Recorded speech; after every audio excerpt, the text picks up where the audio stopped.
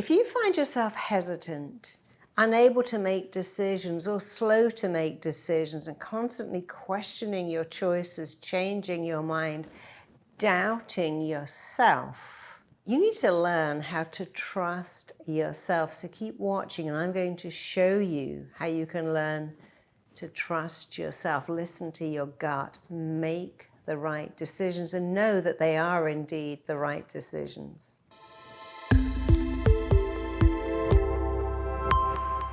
So what does it actually mean to trust yourself? Well, there's a whole process of trusting yourself. It means that you have faith in yourself, faith in your decisions, faith in your answers. And that may be because you research something a lot and you go, no, I know this, I've got this, I understand this. It may be that you have faith in what you're doing because it feels so right. So everyone will say, oh no, you shouldn't do that and you should do this. And you go, no, I know this is what I'm meant to do. When I'm speaking on stage, I know it's where I'm meant to be. You know why? Because it feels so right. It doesn't take my energy, it gives me energy. Sometimes we do something, we think, in doing this, I know this is what makes my heart sing because the feeling of rightness I get from doing it. I work with many actors, many singers, many athletes say, when I'm on stage, when I'm on the pitch, I'm in the arena, it's the feeling of correctness I get from being here that says, this is what I'm meant to do. Now, you may find that when you're baking, gardening, teaching children. But we have something called a gut instinct. If you live in a tribe, you will learn to use your gut instinct all the time. After all, the gut is called the second brain by doctors. We have a gut feeling. And often in the Western world, we ignore it, we override it. You should tune into it more. Because when you tune into your gut instinct, when you have faith, then you know that you're on the right path because it feels right. After all, your feelings are the most real thing that you have. People say, well, it just felt wrong, or it just felt so right. I felt like I'd come home. I felt like I'd known this person all my life, or I felt so out of place. I felt like a fish out of water. I felt my heart sink. Someone said to me, you know, when I trained on my first day at college, my heart just sank. I thought, no, I don't want this at all. I couldn't wait to get out of there. I was actually asked one day to do some presenting on morning television. I had to get so excited about this recipe. I had to jump up and down. I remember thinking, oh, this is much harder than it looks. And you know what? This is not for me. I cannot get excited about banana muffins. I can't jump up and down and go, yay, aren't these so beautiful? I had great respect for the person who could. And my daughter was asked to model, and she was asked to walk at London Fashion Show, and that was a huge thing. She was scattered. She goes, Mummy, I hated every minute. When I walked down that catwalk, it's someone else. She goes, I hated it all. I couldn't wait to get to the end. And when I got to the end, I thought, I'll never put myself through this again. Someone's dream, someone's fantasy, someone else's nightmare. But when you tune into the feeling of rightness you get, you know that this is my thing. This has got my name all over it. I love it so much. I love what I do, and I do what I love. And that's a wonderful thing to know, to have that feeling that says, oh, I'm on the right path because it feels so right. You know, often when I was talking to my daughter about being an artist, she said, Mummy, I could never work in a normal job. I could never work in an office. I could never work in a store. I can only be an artist because of the feeling I get. And she loves art. She loves painting. She's a fish out of water in an office. And when she told me that, I said, you know what, darling? Then you must always follow your dreams because that's what you're put on the planet to do, to find out what you're good at and to become brilliant at it. And by the way, it's very hard to become amazing at something you hate. Find out what you love. Trust yourself enough to know that this is what you are meant to do, and then you can work at becoming amazing and outstanding at what you are meant to do. So one of the reasons you will lack trust in yourself is other people. Oh no, you're not going to make a living as an actress. That's a really hard job. Oh no, you can't do that. No one in our family has done that. You need a steady job with a steady salary. That's ridiculous. That's silly. That's not going to work. And sometimes teachers, and very often friends, and even more often family members say, you need to dream a better dream. You want to run a restaurant? Do you know how many restaurants go out of business? And by the way, you don't have any experience. And by the way, your Uncle Ted did that. He went completely bankrupt. It's too dangerous. It's too much of a risk. No one in our family has done that. You don't have the skills to do that. I was having my house painted once, and my painter said, I could do what you do.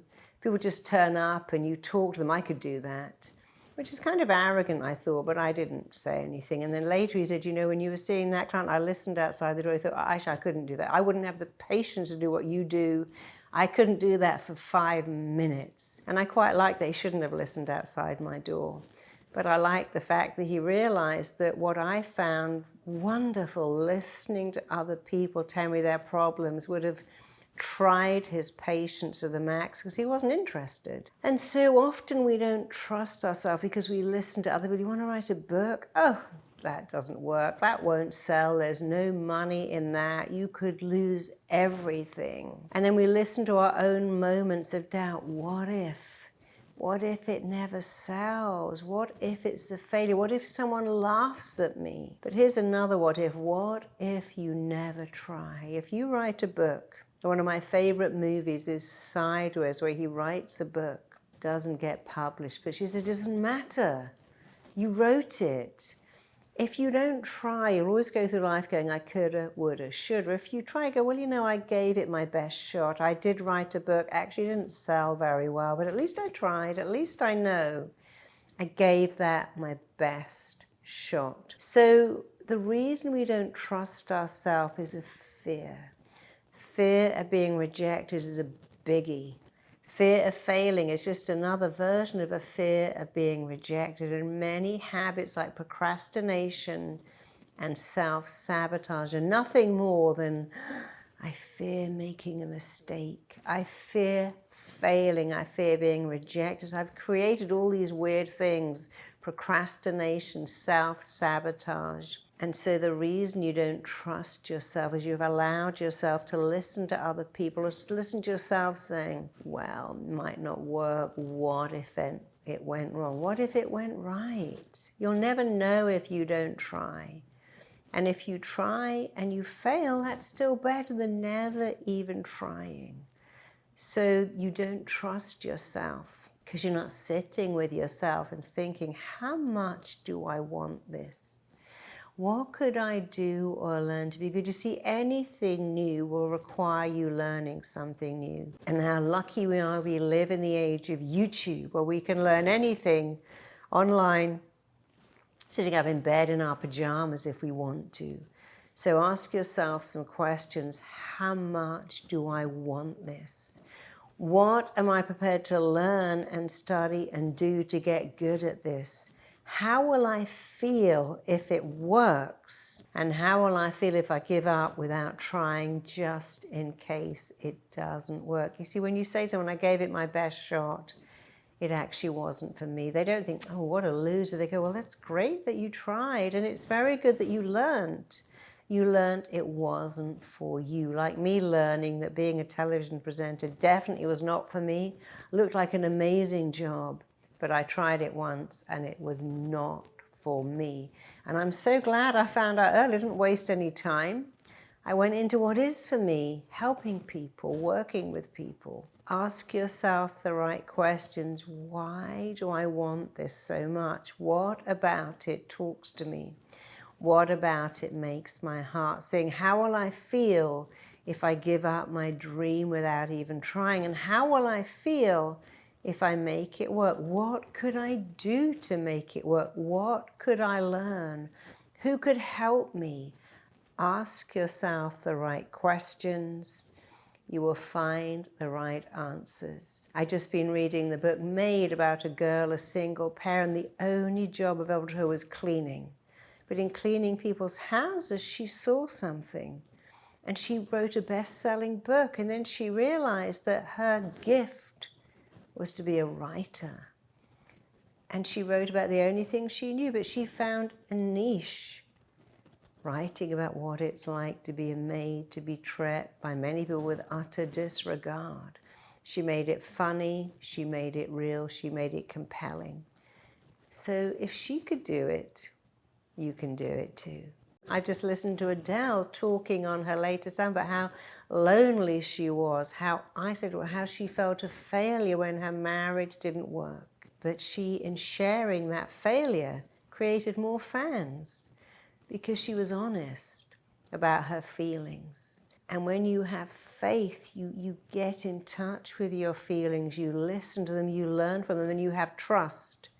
Should I expose my vulnerability to the world in a song? In her case, the answer was yes. Should I expose myself by writing a book, standing on stage, creating a business? Yes. Failing to try is exactly the same as trying to fail, and none of us ever need to do that. So learn to trust yourself by asking yourself the right questions, and indeed answering those questions. This is my gift.